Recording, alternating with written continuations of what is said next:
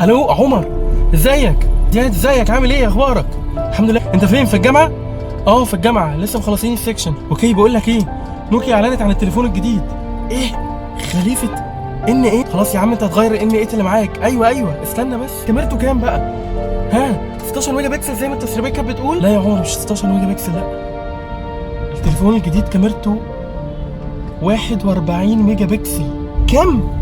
انا مش مصدق نفسي، انت بتهرج ولا بتتكلم بجد؟ بيقولوا اكبر سنسور في تاريخ البشريه، وتكنولوجي ميكانيكال شاتر وان دي فلتر، عاملين تكنولوجي جديده كده. جي اس ام ارينا لسه كاتب، ولسه ريفيوهات هتنزل وبتاع. البلوجرز كلهم وكل اليوتيوبرز هيتكلموا. مفيش في الدنيا حد بيتكلم في مؤتمر ان دبليو سي الا عن التليفون ده.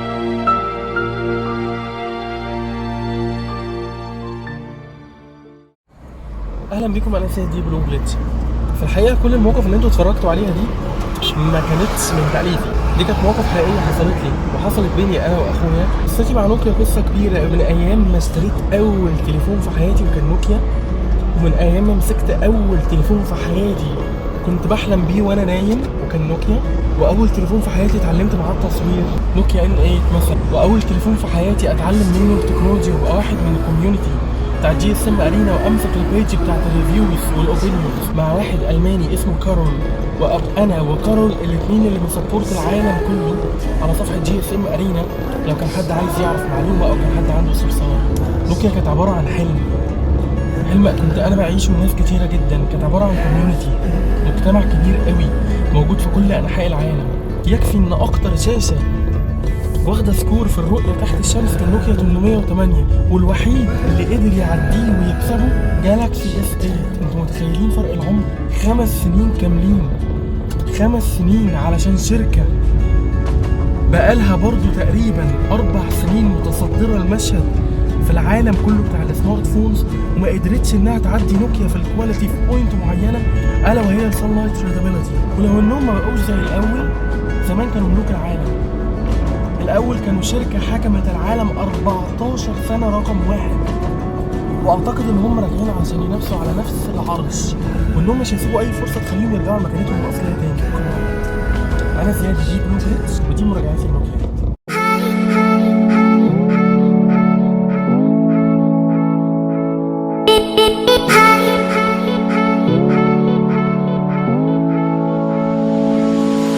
من اول ما هتمسك تليفون نوكيا 8 وتبدا تتعامل معاه، وكل اللي هيجي في دماغك هي النوستالجيا القديمه، وقد ايه انت كنت مفتقد نوكيا في سوق الهواتف دلوقتي في المرحله اللي احنا بنمر بيها دي، خصوصا بعد ظهور المئات والمئات من الفيك تشاينيز براندز.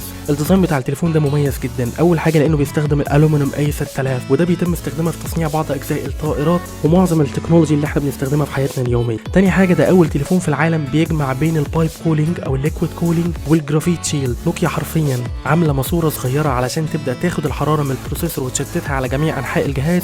الحاجه الثانيه ان في قطعه جرافيت حقيقيه موجوده على المذر بورد بتاعت الجهاز علشان تشتت الحراره، علشان كده التليفون ده literally staying cool، ما بيسخنش قوي على عكس المتوقع. وغير طبقه الاوليوفوبيك كوتنج اللي على الجوريلا جلاس اللي على الشاشه، والجهاز من الاخر علشان كل الكومباينيشن دي مر ب40 مرحله تصنيع، علشان كده الجهاز ده في البيلد كواليتي من افضل الاجهزه اللي انت ممكن تستخدمها في حياتك في فئه سعره، وده مش بعيد ابدا على شركه كبيره زي نوكيا.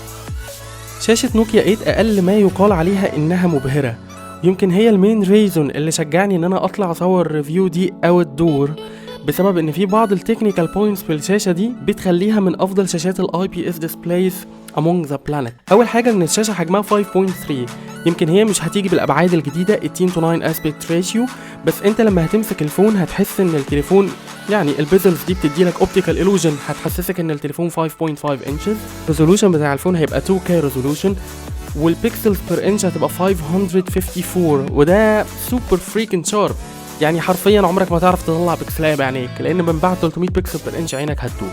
بس مش ده اللي انا عايز اتكلم فيه. الديسبلاي بتاعت نوكيا 8 بتقدر انها توصل اب تو 703 وحده اضاءه على الاوتو مود او الادابتيف برايتنس فيتشر، غير ان عدد درجات تباين الابيض والاسود في الشاشه 1840 تو 1 اسبيكت ريشيو، وبكده شاشه نوكيا 8 تعتبر افضل شاشه اي بي اس ديسبلاي في الرؤيه تحت الشمس في العالم، اقوى من ايفون واقوى من واوي، اقوى من ال جي. ده غير بعض الفيتشرز اللذيذه اللي كانت نوكيا سباقه بيها اصلا زي الجلانس سكرين او الاولويز اون ديسبلاي. علشان كده الشاشه دي بجد تستاهل كل جنيه هيدفع فيها.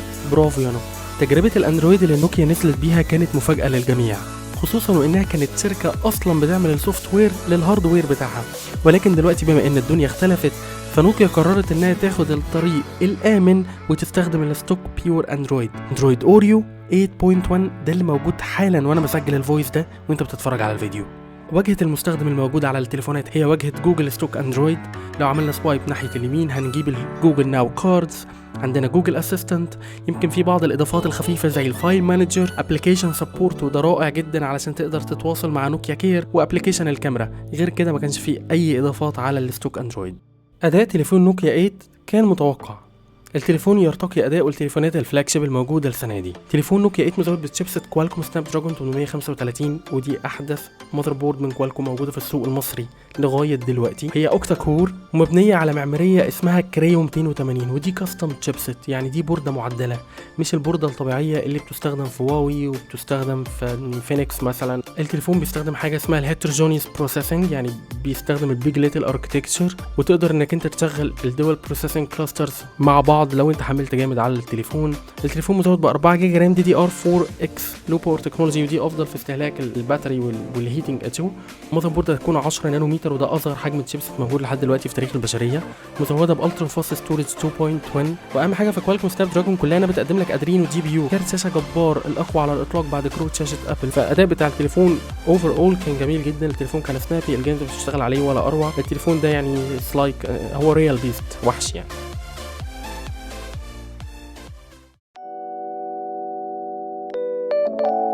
زمان نوكيا كانت اقوى شركه تليفونات في العالم، علشان كده لما كانت بتيجي تعمل كاميرا ما كانتش بتعملها زي اي تليفون، كانت عامله شراكه مع اكبر شركه اوبتكس عدسات وبصريات في العالم اللي هي زايس.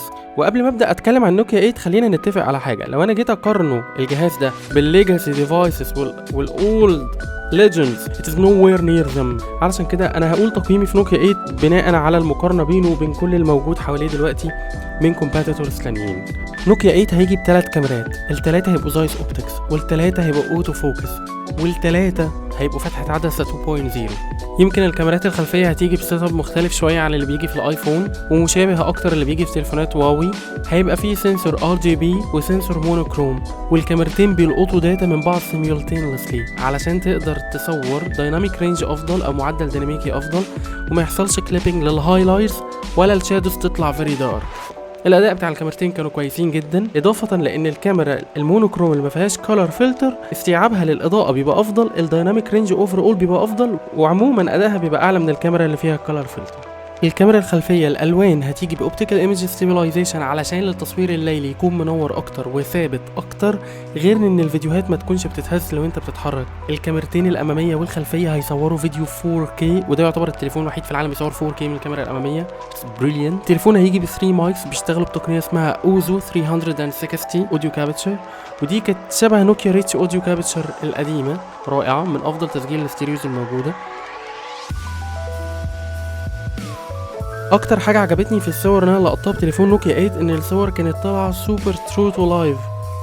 الالوان زي ما انا فاكر بالظبط المشهد زي ما الكاميرا لقطتها بنسبه 95%. الصور مش اوفر ساتوريتد، الصور ما فيهاش فلتر بايخ زي اللي سامسونج بتحطه على الوشوش مثلا، بالعكس الصور طالعه كويسه جدا، بتدي لك مساحه في التعديل، ولو انها مش افضل مساحه برضو في التعديل. انا حاولت ان انا اعمل اديت للصور ما كانتش قد كده في الكواليتي، بس الصور طالعه يعني سوبر ريل، جميله جدا جدا، الوانها جميله جدا، الوان هاديه تريح عينك اكتر من انها تحفزك او تحس ان في حاجه مش طبيعيه في الصوره. بالعكس كل الصور اللي انا صورتها بيه كانت فعلا يعني زي ما انت عينك شافتها زي ما الكاميرا لقطت. يمكن في بعض الاحيان الدايناميك رينج بتفلت من التليفون، تلاقي السما اتحرقت، تلاقي حته ضله نورت بشكل غريب. يمكن اكتر حاجه انا استغربت لها ان انا لقيت بعض النويز اللي ظهرت في اماكن الشادوز في الداي لايت. يعني انا لما بكون بصور نهار وبصور مكان تحت كوبري كان بيبقى فيه بعض من النويز، في حين ان التصوير الليلي في بعض الاحيان النويز دي ما كانتش بتبقى موجوده قوي، والصور كانت بتبقى كريستال كلير.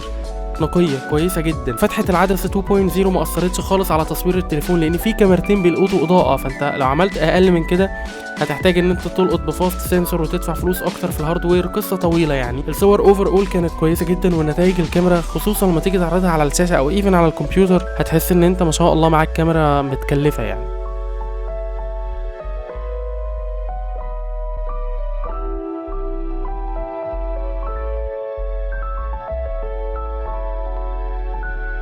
البورتري مود او اللايف بوكي كان كويس، يمكن كان عامل زي التصوير الليلي، مش في كل مره بيطلع بيرفكت، ولكن مره والتانيه ممكن تلقط صوره كويسه جدا. يمكن الصوره اللي انتوا شايفينها قدامكم دي كانت من تاني مره قدرت اجيب البيرفكت فوتو زي ما انتوا شايفين. العزل بيبقى باين طبيعي، الايدج ديتكشن حلو جدا. يمكن اكتر حاجه ما بتعجبنيش في البورتري مود بتاع تليفونات الاندرويد ان هو بيلقط بالوايد انجل، يعني هواوي بتلقط بالوايد انجل، نوكيا بتلقط بالوايد انجل، عكس الايفون بيلقط بورتري مود بعدسه 56 مللي. فهتلاقي الكواليتي بتاعت البورتري مود في الايفون a little bit more convincing. البورتري مود الحقيقه قدرت ان انا اطلع بيه بشويه صور حلوين جدا مقنعين جدا، الكواليتي عجبتني وانا ما كنتش متخيل انها كده. فلو انت بتحب البورتري مود او ده حاجه من اساسيات الفوتوغرافي عندك، وانا بالنسبه لي شايف ان دي a must have something in nowadays smartphones، اعتقد ان انت لازم تكونسيدر نوكيا 8 في التفكير بتاعك وانت بتشتري السمارت فون الجديد. تصوير ال 4K كان كويس جدا، التليفون بيصور 30 فريم في الثانيه، ويمكن الفيديو الكواليتي بتاعته بتقل جدا في اللو لايت، انما غير كده حتى لو انت بتعمل كروب على السوني فيجاس زي ما انتوا شايفين دلوقتي تلاقي الكواليتي حلوه قوي.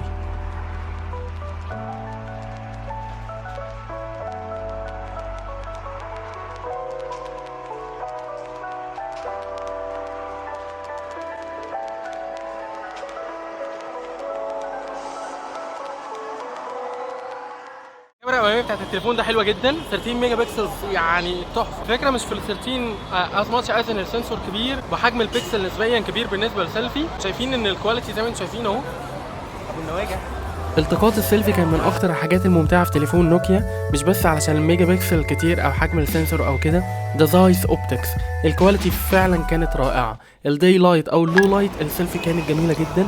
يمكن انا ما بحبش فكره ان السيلفي تبقى اوتو فوكس بس قشطه، وكله كوم، وموضوع البوثي ده كوم، ده من امتع الحاجات اللي انا استخدمتها في سمارت فون سواء قديم او جديد، نوكيا قديم او نوكيا جديد او سامسونج او ابل او وات ايفر.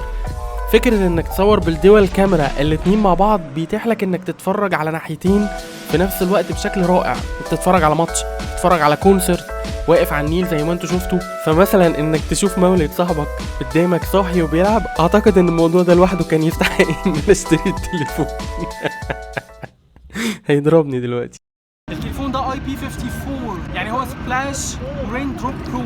التليفون ده ممكن لو دلقنا عليه شويه ميه كده ما يحصلوش حاجه، بس انا الصراحه هتجنن. نوكيا من زمان وهي مشهوره بالكواليتي بتاعتها، علشان كده ايه رايكم ان احنا نجرب نحطه تحت الميه؟ بس انا ما انصحش حد ان هو يعمل كده، بس ده عشان يبقى بروف قد ايه الكواليتي بتاعت نوكيا حلوه. كده احنا فاتحين الكاميرا،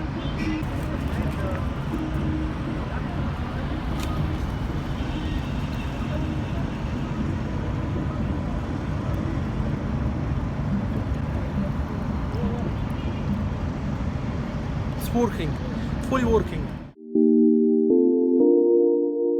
وفي نهاية الفيديو أكيد لازم أجاوب على السؤال اللي في دماغك دلوقتي وأنت بتتفرج، هل التليفون ده يستحق سعره؟ لما نلاقي كل الفلاج شيبس الحقيقية سعرها بيبتدي من 16,000 جنيه، ونلاقي إن التشاينيز كومباتيتور بيبيعوا التليفون ب 14,000 جنيه وهو أصلا ما يستحقش، أعتقد إن نوكيا 8 ده يعتبر أفضل صفقة في السوق المصري في فئة الهاي إند. علشان كده أنا بسمي التليفون ده الصفقة، علشان هتدفع 9000 جنيه ل 9500 جنيه وهتاخد كل شيء موجود في تليفونات الهاي إند بكواليتي فنلندية حقيقية، مش مجرد إمكانيات على الورق وخلاص، وبجد يستاهل كل جنيه يدفع فيه. أشوفكم الفيديو الجاي.